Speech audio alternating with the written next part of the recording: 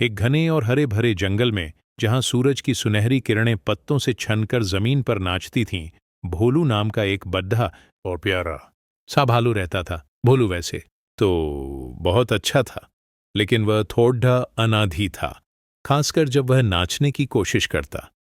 एक दिन वह एक साफ मैदान में अपने भारी पैरों पर थिरकने की कोशिश कर रहा था, अपने शरीर को अजीब तरह से घुमा रहा था और हवा में हाथ पैर मार रहा था।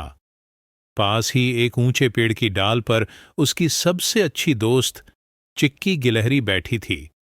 चिक्की छोटी और फुर्तीली थी और भोलू की अजीब हरकतों को देखकर वह अपनी हंसी नहीं रोक पा रही थी। वह खिलखिलाकर हंस रही थी, जिससे पत्तों के बीच से उसकी प्यारी आवाज गूंज रही थी। भोलू ने उसे देखा और थोड़ा शर्मा गया, लेकिन वह नाचता रहा, क्योंकि उसे नाचना बहुत पसंद था, भले ही वह इसमें अच्छा नहीं था।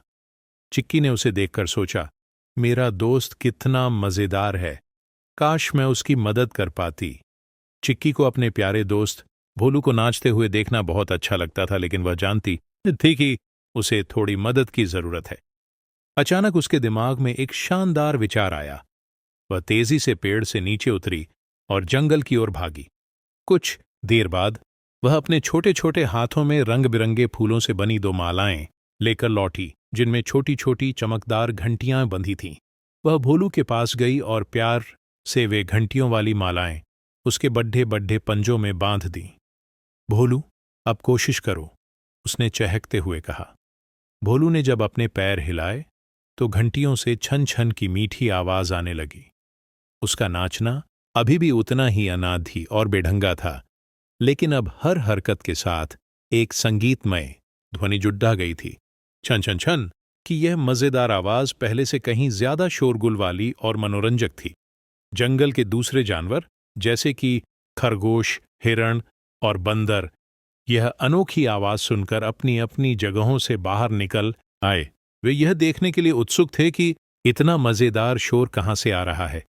जैसे ही भोलू ने अपने पैरों को हिलाया, घंटियों की मधुर ध्वनि ने उसे एक नई ऊर्जा और आत्मविश्वास से भर दिया। चिक्की डाल पर बैठकर तालियां बजा रही थीं और चिल्ला रही थी, बहुत अच्छे भोलू, लगे रहो। उसके प्रोत्साहन और घंटियों की लय ने भोलू को प्रेरित किया। उसने अपनी आंखें बंद कीं और बस संगीत को महसूस करने लगा। उसने एक ऐसा नाच शुरू किया जो बिल्कुल अनोखा था। वह घूम रहा था, कूद रहा था और खुशी से अपने भारी शरीर को लहरा रहा था। यह कोई पेशेवर नाच नहीं था, बल्कि यह शुद्ध खुशी का एक अनाद्य प्रदर्शन था। शुरुआत में जो जानवर उसे देखकर हंस रहे थे, वे अब उसकी ऊर्जा से मंत्रमुग्ध हो गए थे। उसकी खुशी इतनी सच्ची और संक्रामक थी कि वे भी खुद को रोक नहीं पाए। एक एक करके खरगोश फुदकने लगे, बंदर नकल करने लगे और हिरण भी अपनी जगह पर हल्के हल्के थिरकने लगे। पूरा जंगल भोलू की मजेदार धुन पर साथ नाच रहा था। देखते ही देखते वह शांत जंगल एक विशाल और जीवंत डांस पार्टी में बदल गया।